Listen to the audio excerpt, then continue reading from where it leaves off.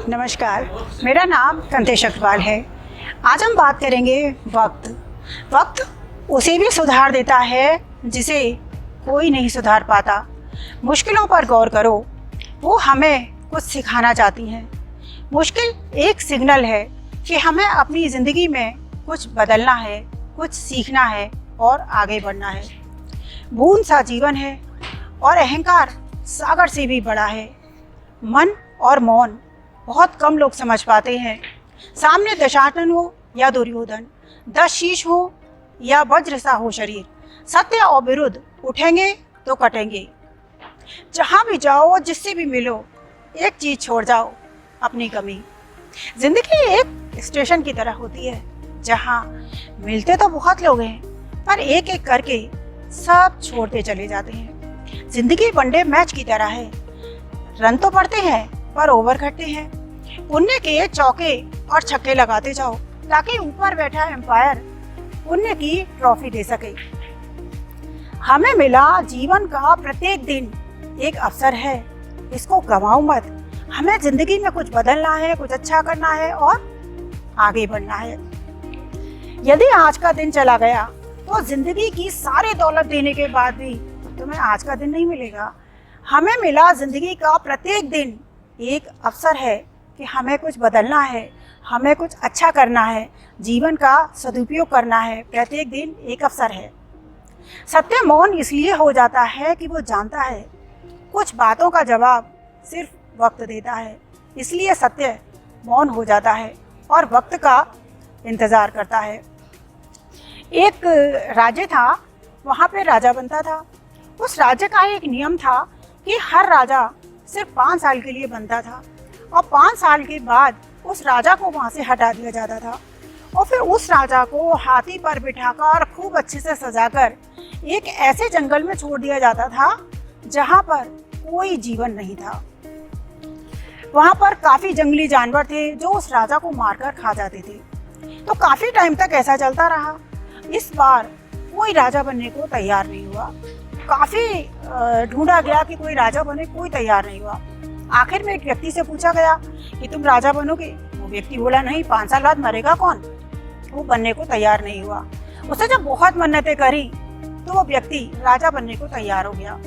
वो व्यक्ति राजा बन गया।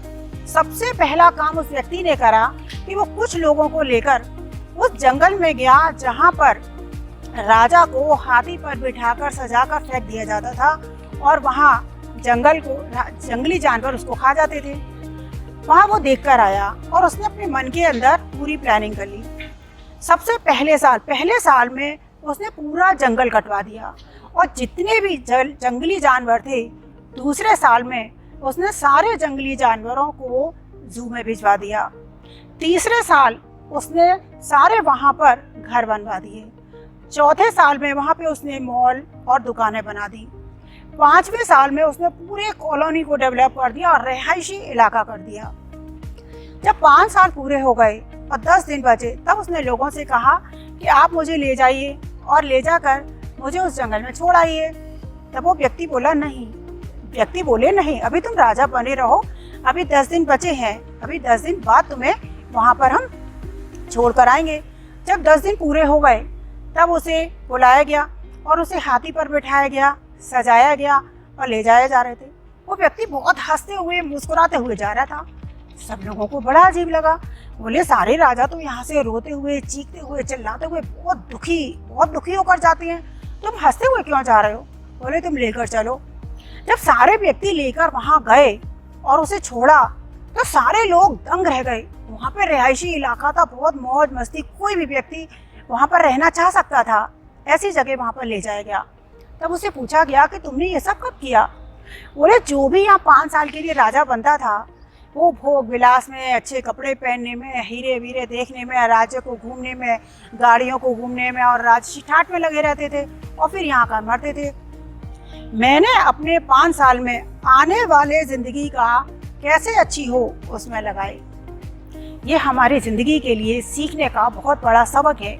हमारी ज़िंदगी में जो भी वक्त है, हमारी ज़िंदगी में जो भी 5 साल, 10 साल या 50 साल हैं, वो आगे आने वाले वक्त के लिए हैं कि हम उसका कैसे सदुपयोग करते हैं या दुरुपयोग करते हैं। जैसे उस व्यक्ति ने अपने समय का सदुपयोग करा और आने वाला जीवन अच्छा करा, वैसे ही यदि इंसान अपने रोज के वक्त को, हर सूर्योदय को अच्छा बनाता है, जिंदगी में कुछ अच्छा करता है, तो वो आने वाला कल, आने वाला जन्म, आने वाला वक्त बहुत अच्छा कर सकता है। लेकिन जो व्यक्ति कामना में, वासना में, इच्छा में लगा रहता है, वो व्यक्ति आने वाला कल बहुत ही बर्बाद करता है, बहुत ही क्रोधित रहता है, वासना कभी पूरी नहीं होती, वो जन्मों जन्मों उन कष्टों को भुगतता रहता है। इसलिए अपने इस वक्त का पूरी तरह से सदुपयोग करो और उसका अच्छे से पालन करना चाहिए, तभी आने वाला जीवन